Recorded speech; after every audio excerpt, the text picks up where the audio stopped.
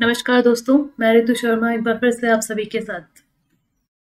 हम इससे पहले कक्षा 6 का पाठ 2 पिछली क्लास में शुरुआत हम उसकी कर चुके हैं और कुछ हमने उसके बारे में राजस्थान का जो इतिहास है इसके बारे में जानकारी भी हमने प्राप्त की। राजस्थान के इतिहास में हमने जाना कि प्राचीन समय में राजस्थान जो नाम है वह अलग अलग रूपों में किन किन शब्दों के रूप में अलग अलग जगह पे प्रयोग किया गया हमारे प्राचीन इतिहास में। यह हमने जाना और हमने कुछ हमारे जो जनपद हैं 2-3 जनपद के बारे में भी हमने जानकारी प्राप्त की थी हमारी पिछली क्लास में। तो एक बार पहले तो हम पिछली क्लास को थोड़ा सा रिकॉल कर लेते हैं। तो उसके लिए मैं आपसे एक दो प्रश्न पूछ लेती हूँ। आप सभी कमेंट बॉक्स में उन प्रश्नों का जवाब देने की कोशिश कीजिएगा। इससे हमारा रिवीजन भी हो जाएगा पिछली क्लास का और फिर उसके बाद हम शुरुआत करेंगे मत्स्य जनपद से। तो आइए देखते हैं। मैं यहाँ पे लिखती हूँ पहला प्रश्न, आप जवाब देने की कोशिश कीजिएगा। वाल्मीकि जी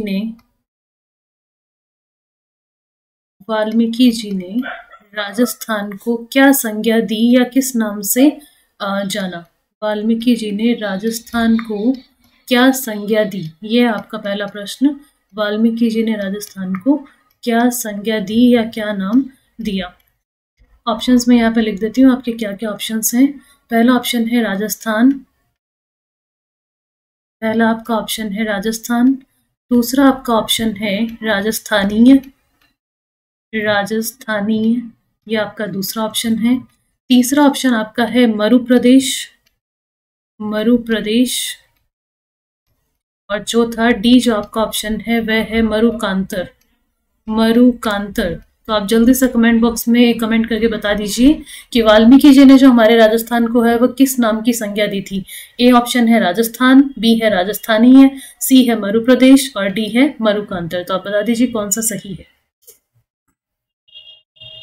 तो वाल्मीकि जी ने जो राजस्थान के लिए शब्द प्रयोग किया था वह शब्द था मरुकांतर। तो हमारा सही ऑप्शन है ऑप्शन डी मरुकांतर शब्द का प्रयोग किया था वाल्मीकि जी ने राजस्थान के लिए।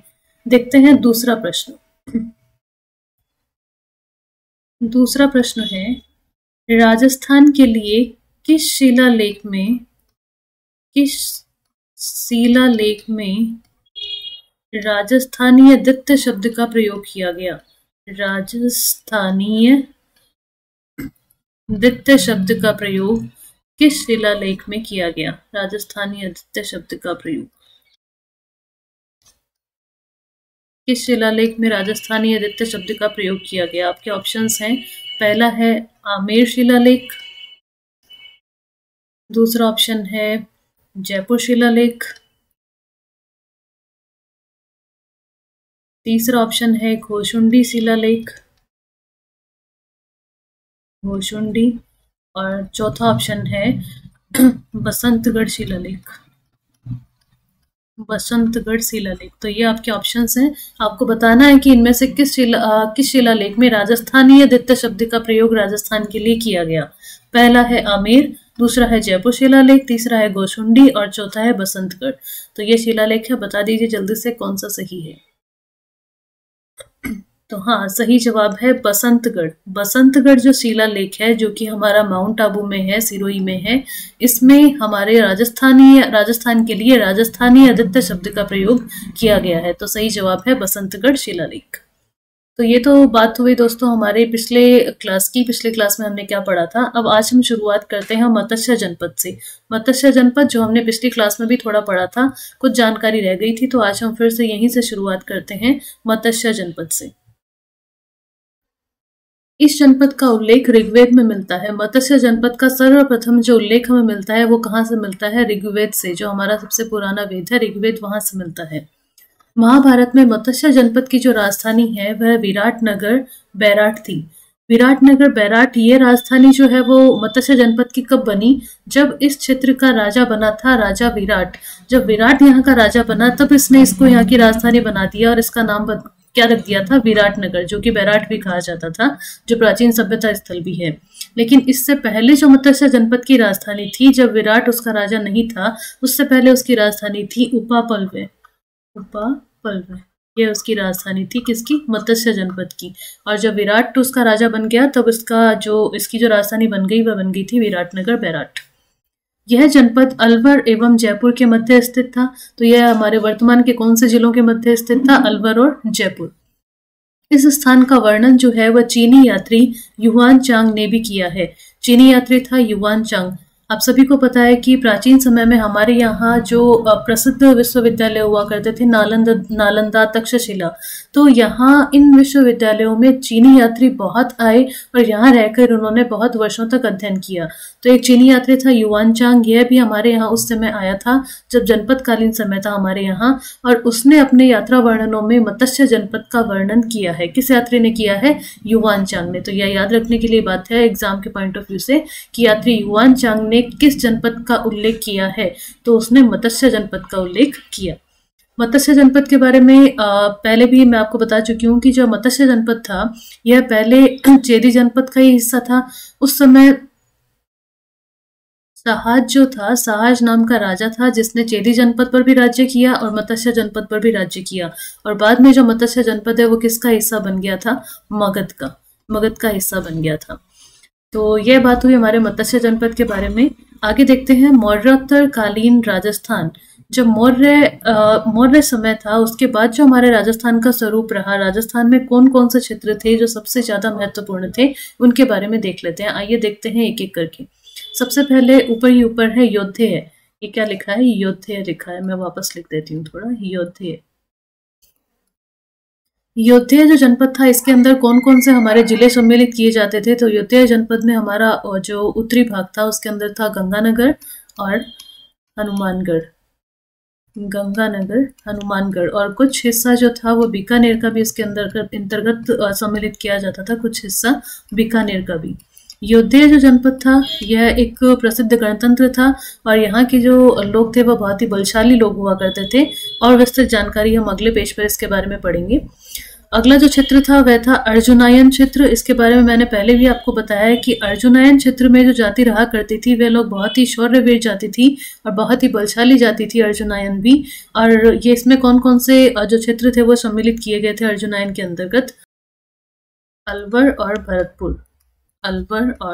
भरतपुर, ये जो जिले थे ये इसके अंतर्गत सम्मिलित किए जाते थे अर्जुनायन में। और अर्जुनायन क्षेत्र से जो हमें सिक्के प्राप्त हुए हैं, मुद्राएं जो हमें प्राप्त हुई हैं, वहां से भी हमें उन मुद्राओं पर ये नाम लिखा हुआ मिला है। क्या नाम लिखा हुआ मिला है? अर्जुनायनानाम जय, ये लिखा हुआ मिला है हमें वहां की मुद्राओं पे। अगला है मालव जनपद भी प्रसिद्ध जनपद था। इसके अंतर्गत जो क्षेत्र है वह है टोंक, और कुछ हिस्सा इसके अंतर्गत अजमेर का भी माना जाता है, लेकिन मेनली जो क्षेत्र है वह टोंक का क्षेत्र है। और मालव जनपद, इस जनपद के क्षेत्र के लोगों के लिए कहा जाता है कि प्राचीन समय में यह पंजाब में रहा करते थे, और जब सिकंदर ने आक्रमण किया तो इन्होंने हमारे राजस्थान में प्रवेश किया और टोंक में आकर ये बस गए थे। अगला देखिए दक्षिण में नीचे क्या दिखाया गया। नीचे है शिवी जनपद। इस शिवी के अंतर्गत कौन कौन से क्षेत्र सम्मिलित किए गए थे? तो वो थे भीलवाड़ा और एक था चित्तौड़गढ़। भीलवाड़ा और चित्तौड़गढ़। तो ये जो क्षेत्र यहाँ पर बताए गए हैं जो मौर्योत्तर कालीन थे, इन क्षेत्रों के अंतर्गत जो जातियां थी, जैसे मालव थे, शिवी थी, अर्जुनायन, ये सभी जो जातियां थी ये बहुत ही शौर्यवीर जनजातियां थी जो बहुत ही फेमस रही, और इन्होंने इन स्थानों पर आकर अपना स्थान बसा लिया और उसके बाद से यह बहुत प्रसिद्ध हो गई, और इस तरह से इनके जो नाम है इनकी जातियों के नाम पर ही ये पड़ गए थे। आगे चलिए आगे देखते हैं। अगला है सूरसेन जनपद। सूरसेन जनपद जो था इस पर कहा जाता है कि यदु वंश का शासन था, यदु वंश किसको कहते हैं? यादव वंश को ही। और यादव वंश आप सभी जानते हैं कि यह श्री कृष्ण से संबंधित वंश था, श्री कृष्ण से संबंधित। तो सूरसेन जनपद का संबंध माना जाता है श्री कृष्ण से। आइए देखते हैं हमारे कौन कौन से जिले हैं जो इसके अंतर्गत आते हैं। राजस्थान के भरतपुर, धौलपुर तथा करौली, भरतपुर, धौलपुर और करौली, ये जो जिले हैं इनका संबंध है। इसके जो अधिकतर भूभाग हैं वह प्राचीन सूरसेन जनपद में सम्मिलित थे। इस जनपद की जो राजधानी थी वह थी मथुरा। तो ये याद रखने योग्य बात है कि सूरसेन जनपद की जो राजधानी थी वह थी मथुरा। 4वीं शताब्दी ईसा पूर्व के यूनानी लेखकों ने सिकंदर के समय में सूरसेन या सौरसेन, सूरसेन का ही दूसरा नाम क्या है? सौरसेन, इसका उल्लेख किया है। तो 4वीं शताब्दी में जब यूनानी लेखक उस समय हुआ करते थे तो उन्होंने कहा है कि जब सिकंदर था उस समय में यह जनपद था, तो उन्होंने अपने वर्णनों में इसका वर्णन किया है कि शूरसेन सौरसेन जनपद सिकंदर के समय में था। बयाना प्रशस्ति में भी शूरसेन नामक राजवंश का वर्णन मिलता है। तो ये आप अंडरलाइन कर लीजिएगा और नोट कर लीजिएगा कि बयाना प्रशस्ति में किस प्रशस्ति में शूरसेन राजवंश और जनपद का वर्णन मिलता है, तो वह हमें मिलता है बयाना प्रशस्ति में। बयाना नाम से और भी बहुत से प्रश्न जुड़े हुए हैं, आप सभी के दिमाग में आ भी रहे होंगे।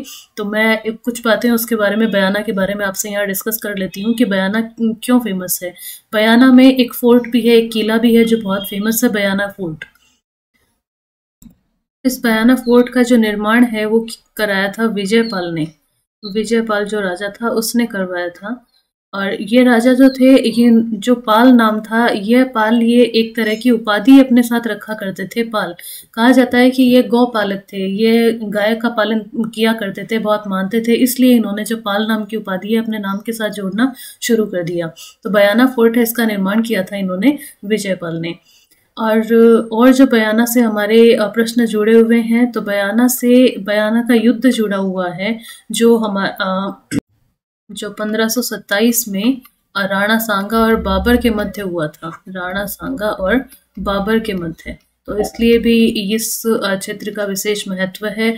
और ये जो प्लेस है इसको सिटी ऑफ बानासुर भी कहा जाता है, सिटी ऑफ बानासुर भी कहा जाता है इसे। आइए आगे चलते हैं। सिकंदर के आक्रमण के पश्चात अपनी स्वतंत्रता को सुरक्षित रखने को उत्सुक पंजाब और टक, कौन कौन से क्षेत्र हैं, पंजाब और टक, इन दोनों क्षेत्रों की जो कुछ जातियां थी वह राजस्थान में आकर बस गई। यह हमने शुरू में भी जाना था कि जब यूनानी राजा सिकंदर ने जब हमारे यहाँ आक्रमण किया था, पंजाब पर जब आक्रमण किया, तो वहां से वो जातियां आकर हमारे यहाँ राजस्थान में आकर बस गई। तो कौन कौन सी जातियां बताई गई है, पंजाब और टक, इन दोनों क्षेत्रों की जातियां थी जो राजस्थान में आकर बस गई। और ये अपने साहस और शौर्य के लिए प्रसिद्ध थी। कौन कौन सी जातियां थी ये भी आप ध्यान रखिएगा, मालव, शिवी, अर्जुनायन, मेनली ये तीन जो जातियां थी ये किसके लिए प्रसिद्ध थी, अपने साहस और शौर्य के लिए बहुत ही प्रसिद्ध जातियां मानी जाती हैं ये तीनों जातियां। आइए आगे देखते हैं अगला जनपद। अगला जनपद है शिवी जनपद। शिवी जनपद, तो कौन कौन सा क्षेत्र है, सबसे पहले कि हमारे कौन कौन से जिले हैं जो इस जनपद के अंतर्गत आते हैं। तो हमारे जो क्षेत्र हैं वह है चित्तौड़गढ़ और भीलवाड़ा का क्षेत्र। चित्तौड़गढ़ का क्षेत्र और भीलवाड़ा का क्षेत्र ये सम्मिलित किए जाते हैं शिवी जनपद में, चित्तौड़गढ़ और भीलवाड़ा। और ये जो शिवी जनपद है, तो यहाँ रहने वाली जो जाति थी शिवी जाति, तो शिवी जाति का जो सर्वप्रथम उल्लेख है वह हमें ऋग्वेद से ही मिलता है। कहाँ से मिलता है, हमारे ऋग्वेद से ही हमें शिवी जाति का सर्वप्रथम उल्लेख मिलता है। आइए देखते हैं। आधुनिक उदयपुर के पूर्व, पश्चिम तथा उत्तर का जो संभागीय प्रदेश है उसमें शिवी जाति ने आधिपत्य स्थापित किया था, इसलिए यह शिवी जनपद के नाम से जाना जाता था। शिवी जाति के नाम पर ही हम पढ़ चुके हैं पहले भी कि ये जो जातियां यहाँ आकर निवास करने लगी थी, इनकी वजह से ही उन स्थानों को वही नाम दे दिया गया। इसकी राजधानी जो थी वह थी, ये बहुत ही इंपॉर्टेंट प्रश्न है कि शिवी जनपद की जो राजधानी थी मध्यमिका या मध्यमिका, ये दोनों ही नाम इसी के लिए प्रयोग किए जाते हैं, मध्यमिका या फिर मध्यमिका, जिसके अवशेष हमें चित्तौड़गढ़ के पास नगरी नामक गांव में मिलते हैं। तो इस जो शिवी जनपद की जो राजधानी है मध्यमिका या फिर मध्यमिका, इसके जो अवशेष हैं वो हमें कहाँ से प्राप्त हुए हैं, चित्तौड़गढ़ के पास जो गांव है छोटा नगरी, यहाँ से हमें इसके जो खंड है अवशेष है प्राप्त हुए हैं। इस भूभाग को मेदपाट, मेवाड़ या प्रागवाट भी कहा जाता है। यह नाम भी आप याद रखिएगा। जो शिवी जनपद है, यह जो क्षेत्र है, इस भूभाग को ही अलग नाम से जाना जाता है, जो है मेदपाट, जो मेवाड़ भी नाम जाना जाता है, और प्रागवाट, ये दोनों ही नाम जो किसके हैं, शिवी जनपद के भूभाग को ही इन नामों से जाना जाता है। ये जो शिवी थे, इनको जो राजा सुदास था, राजा सुदास, इनके राजा सुदास के द्वारा पराजित हारी हुई, राजा सुदास के द्वारा पराजित और हारी हुई जाति भी कहा जाता है। कौन सी जाति को, शिवी जाति को। तो इसलिए भी प्रसिद्ध है कि राजा सुदास ने इनको हरा दिया था, इनके द्वारा ये हरा दी गई जाति कहलाती है। जो एक ब्राह्मण था, ऐतरेय ब्राह्मण, यह जो हमारा एक ग्रंथ है ऐतरेय ब्राह्मण, इसमें भी इसके बारे में हमें जानकारी प्राप्त होती है कि कैसे से ये जो जाति थी, इनके जो राजा थे वो किस तरह से हरा दिए गए। इसके बारे में जानकारी भी हमें यहाँ से मिलती है। आगे चलते हैं अगले जनपद पे। अगला जनपद है हमारा अर्जुनायन जनपद। इसके बारे में हम पहले भी पढ़ चुके हैं कि भरतपुर और जो अलवर का हमारा भाग है वह इस जनपद के अंतर्गत सम्मिलित किया जाता है। आइए और जानकारी देख लेते हैं। भरतपुर अलवर प्रांत के अर्जुनायन अपनी विजयों के लिए, विजय लिखा हुआ है, विजयों के लिए प्रसिद्ध थे। अर्जुनायनों ने मालवों के साथ मिलकर विदेशी क्षत्रपों को परास्त किया था। अर्जुनायन जो थे, शिवी जाति जो थी, मालव जाति जो थी, यह सभी अपने शौर्य के लिए, अपने सूरवीरता के लिए बहुत ही प्रसिद्ध थे। तो इन्होंने मालवों के साथ मिलकर जो विदेशी हमारे यहाँ आक्रमण हुए थे, इनको इन्होंने परास्त किया था। इसलिए जो अर्जुनायन जाति है यह बहुत प्रसिद्ध है। और इस बात का पता कि जैसे अर्जुनायनों ने मालवों के साथ मिलकर विदेशी क्षत्रपों को परास्त किया, इसकी जानकारी हमें इनकी मुद्राओं से भी मिलती है। जिस तरह से अर्जुनायन जो थे, इनकी जो मुद्राएं थी, उनके ऊपर हमें यह मुद्रित मिला कि अर्जुनाय नाना जय, ये हमें इनकी मुद्राओं से मिलता है। इसी तरह से जो मालव जाति थी, इनकी मुद्राओं पे भी हमें लिखा, इन्होंने भी अपनी मुद्राओं पे इसी तरीके से लिखवाया था मालवाना जय है। तो इस तरह से भी हमें पता चलता है कि इन दोनों ने एक दूसरे का साथ दिया और बाद में इन्होंने जो विदेशी क्षत्रपों को परास्त किया था, इसके बाद इन्होंने अपनी मुद्राओं पर इस तरह से मुद्रित करवाया था। तो यह बात हुई अर्जुनायन जनपद की। आगे बढ़ते हैं, आगे देखते हैं मालव जनपद। अगला जनपद है मालव जनपद। मालवों की शक्ति का जो केंद्र था जयपुर के निकट नगर था, जो वर्तमान में टोंक जिले में स्थित है। टोंक में नगर है तो वह फेमस है। उस जिले में, टोंक जिले में जो नगर स्थान है वहां स्थित था इनका शक्ति का केंद्र। कालांतर में ये अजमेर, टोंक एवं मेवाड़ क्षेत्र तक फैल गए थे। टोंक, प्रतापगढ़ एवं झालावाड़ का जो क्षेत्र था वह मालव देश के अंतर्गत आता था। कौन कौन सा क्षेत्र? टोंक का क्षेत्र, प्रतापगढ़ का और झालावाड़ का। इन तीनों जिलों के जो क्षेत्र थे वो किसके अंतर्गत आते थे? मालव के देश के अंतर्गत आते थे। मालवों की जो दिग्विजय है उसका जो वर्णन है हमें यूप अभिलेख, जो कि नानसा भीलवाड़ा में है, लगा है, वहां से हमें मिलता है। यह आप अंडरलाइन कर लीजिएगा, नोट कर लीजिएगा कि मालवों की जो विजय है, उनकी जो दिग्विजय है, इसका वर्णन हमें कहाँ से मिलता है? यूप अभिलेख है। ये यूप अभिलेख कहाँ का है? नानसा का। नानसा का फेमस यूप अभिलेख है। नानसा कहाँ पर है? भीलवाड़ा में। तो यहाँ से हमें मालवों की जो दिग्विजय है इसका उल्लेख भी मिलता है। भीलवाड़ा में कई बार इसकी तहसील भी पूछ ली जाती है कि नानसा भीलवाड़ा में तो है, लेकिन भीलवाड़ा में कौन सी तहसील में है? तो तहसील का नाम भी आप याद रखिएगा, मैं यहाँ लिख देती हूँ। तहसील है सराड़ा तहसील, सराड़ा। तो ये भी आप याद रखिएगा कि नानसा जो अभिलेख है, यूप अभिलेख, वह सराड़ा तहसील भीलवाड़ा की उसमें स्थित है। ये कहा जाता है मालवों के लिए कि मालवों को शक जो थे उनका एक शासक था, शक शासक था नहपान, नहपान नाम था, उसने मालवों को हराया। मालवों ने बहुत विजयश्री हासिल की थी, लेकिन जो शक शासक था नहपान, इसने मालवों को बाद में जाकर हरा दिया था। तो शक जब आए थे उस वक्त जो थे मालव थे ये हार गए थे, नहपान नामक शासक थे। और शक के बाद में आए थे कुषाण।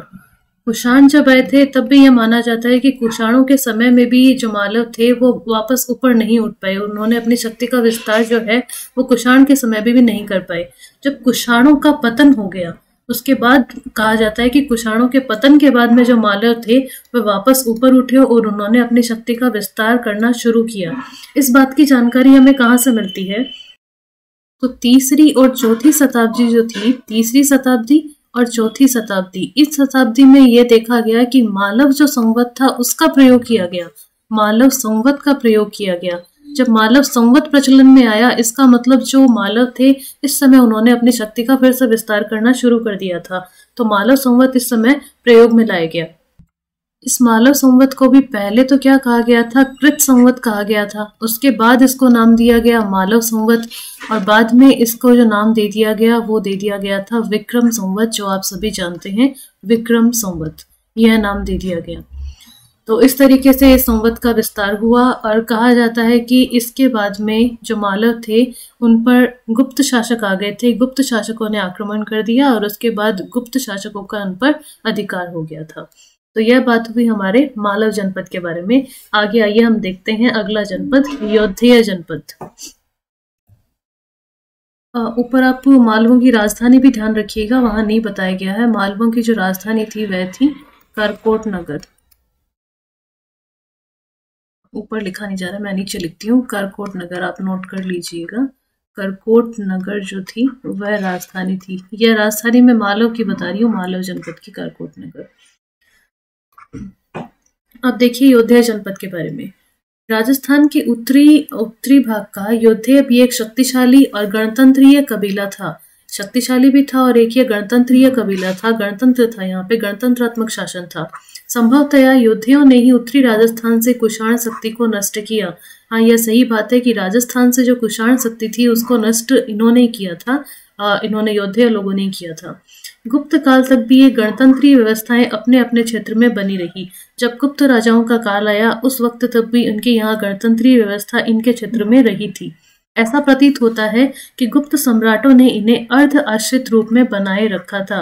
ऐसा माना जाता है कि जब गुप्त सम्राट यहाँ पर शुरू में आए तो इन्होंने गुप्त सम्राटों ने उनको कुछ फ्रीडम देकर रखी, मीन्स वो उन पर आश्रित तो रहे लेकिन अर्ध आश्रित रहे, कि उनके क्षेत्र में उनको गणतंत्रीय व्यवस्था उन्होंने देकर रखी थी।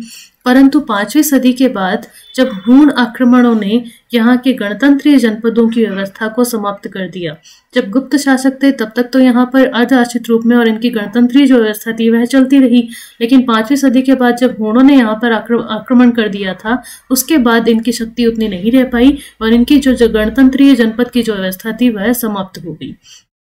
वृहत संहिता नामक ग्रंथ में इनके पतन की चर्चा भी मिलती है, तो यह आप नोट कर लीजिए। वृहत संहिता जो नामक ग्रंथ है, वृहत संहिता ग्रंथ से हमें योधेय जनपद की गणतंत्रीय व्यवस्था की पतन की जानकारी मिलती है। इसके बाद ये जनपद अन्य नामों और सीमाओं को लेकर सामने आते रहे, जैसे मेवाड़, वागड़, मारवाड़, हाड़ौती, ढूंढाड़ और मेवात। अब इनके बारे में भी हम जानकारी प्राप्त करेंगे कि इस समय तक जो ये जो जनपद थे जो हम अभी स्टडी कर चुके हैं, इन जनपदों का धीरे धीरे करके पतन हो गया, लेकिन इनका जो नाम है वो दूसरे नाम के रूप में आ गया और अन्य लोगों ने शासन करना शुरू कर दिया और उनका जो स्वरूप है वो अन्य नामों के हिसाब से बदल गया और अन्य रूप में सामने आया। आगे देखते हैं मेवाड़। मेवाड़ वर्तमान में भी प्रसिद्ध नाम है। ये जो मेवाड़ क्षेत्र है इसको मेदपाट भी कहा गया, मेदपाट, इसी क्षेत्र को कहा गया था मेदपाट भी। और कहा जाता है कि इस क्षेत्र के जो लोग थे इनको मलेच्छों से जो है लड़ाई करनी पड़ी थी, मलेच्छों से संघर्ष करना पड़ा, लड़ाई करनी पड़ी थी यहाँ के शासकों को, मेवाड़ के शासकों को मलेच्छों से संघर्ष करना पड़ा था, यह कहा जाता है यहाँ के क्षेत्र के बारे में। आइए देख लेते हैं क्या लिखा है। प्राचीन सिबी जनपद वाले क्षेत्र को ही क्या कहा गया, मेवाड़ कहा गया था। आधुनिक उदयपुर, अब कौन कौन से क्षेत्र मेवाड़ में सम्मिलित माने जाते थे, तो आधुनिक हमारे वर्तमान समय के उदयपुर, चित्तौड़गढ़, प्रतापगढ़, राजसमंद, भीलवाड़ा जिले जो थे वो मेवाड़ राज्य के क्षेत्र रहे थे। राजसमंद, भीलवाड़ा भी, तो ये किस क्षेत्र में आते थे, मेवाड़ राज्य में। इस क्षेत्र पर 7वीं शताब्दी से आधुनिक राजस्थान के निर्माण तक गुहिल सिसोदिया वंश का राज्य रहा था। यह भी ध्यान रखिएगा, कौन सी शताब्दी तक, 7वीं शताब्दी तक, और 7वीं शताब्दी से आधुनिक राजस्थान जो हमारे वर्तमान राजस्थान का निर्माण हुआ उस समय तक इस संपूर्ण मेवाड़ क्षेत्र पर गुहिल और सिसोदिया जो राजवंश है उनका शासन रहा था। नागदा, अहाड़, कल्याणपुर, चित्तौड़गढ़, कुंभलगढ़, चावंड, उदयपुर आदि समय समय पर इसकी राजधानी रहती रही और यहाँ की बोली जो थी वो बोली क्या थी, यहाँ की मेवाड़ी बोली थी, इस क्षेत्र की मेवाड़ी। तो अलग अलग जो क्षेत्र थे वो अलग अलग राजाओं के समय पे अलग अलग वंशों का जो यहाँ पे शासन हुआ उस समय अलग अलग स्थानों को उन्होंने अपनी राजधानी बनाया। नागदा भी रहा, अहाड़ भी, कल्याणपुर भी, चित्तौड़गढ़, कुंभलगढ़, चावंड, उदयपुर, अलग अलग राजाओं के समय में अलग अलग प्रदेश जो थे वो यहाँ की राजधानी रहे और यहाँ की जो क्षेत्र की जो बोली थी वह कौन सी थी, मेवाड़ी बोली थी। अगला देखिए, अगला जो क्षेत्र है वह कौन सा क्षेत्र है, वागड़ क्षेत्र। राजस्थान में 2 क्षेत्र वागड़ के नाम से जाने जाते थे। पहला तो था डूंगरपुर बांसवाड़ा का क्षेत्र और दूसरा था पिलानी के पास का नरहड़, भादरा, नोहर तथा कन्नड़ा का क्षेत्र। तो डूंगरपुर बांसवाड़ा का क्षेत्र एक क्षेत्र हुआ और दूसरा क्षेत्र जो हुआ वह कौन सा था? पिलानी। पिलानी के पास जो क्षेत्र है नरहड़ का क्षेत्र, भादरा, नोहर तथा कन्ना का क्षेत्र, ये 2 क्षेत्र हैं जो वागड़ के नाम से जाने जाते हैं। लेकिन मैं आपको बता दूं कि जो डूंगरपुर बांसवाड़ा का क्षेत्र है, इस क्षेत्र को ही वागड़ कहा जाता है। जो पिलानी के पास नरहड़, भादरा ये वाला जो क्षेत्र है, इसको क्या कहा जाता है? इसको बांगड़ कहा जाता है। आप सभी ने जीके प्रश्न याद भी किया होगा बहुत बार, बांगड़ के धनी। बांगड़ के धनी किनको कहा जाता है? शक्कर बार पीर बाबा की दरगाह जो कहाँ पे है? नरहड़ में है। नरहड़ में एक दरगाह है, किसकी दरगाह है? शक्कर बार पीर बाबा की दरगाह है वहां पर। कहाँ पर? नरहड़ में। तो उन्हें बांगड़ के धनी कहा जाता है। तो यह फेमस क्षेत्र है कहाँ का? पिलानी का। तो इसे कहा जाता है बांगड़ क्षेत्र, और जो डूंगरपुर बांसवाड़ा का क्षेत्र है वह कहलाता है वागड़। किंतु जो अधिकतर दक्षिणी राजस्थान के डूंगरपुर बांसवाड़ा के भूभाग हैं, इन्हें ही वागड़ या वागड़ कहा गया है तथा इसकी बोली जो है वो बोली क्या कहलाई? वागड़ी बोली कहलाई यहाँ की। नरहड़ की जो दरगाह है शक्करबार पीर बाबा की, यह बहुत फेमस दरगाह है और यहाँ पे सबसे बड़ी विशेषता है कि यहाँ पे हर धर्म के लोग आते हैं। न सिर्फ मुसलमान न हिंदू, हर धर्म के लोग यहाँ पर आते हैं और यहाँ पर श्रद्धा रखते हैं। श्रद्धा से यहाँ आकर वो अपनी मन्नतें भी मांगते हैं। और इनका जो मेला है वह भी जन्माष्टमी के दिन मेला बढ़ता है यहाँ का। जन्माष्टमी के दिन यहाँ जो नरहड़ है यहाँ पे जन्माष्टमी के दिन मेला बढ़ता है शक्करबार पीर बाबा का। तो ये बात हुई हमारे वागड़ क्षेत्र की। आज के लिए इतना ही। अगले जो क्षेत्र बच गए हैं मारवाड़ और जो ढूंढाड़ क्षेत्र हैं उनके बारे में हम अगली क्लास में पढ़ेंगे। आज के लिए इतना ही। धन्यवाद।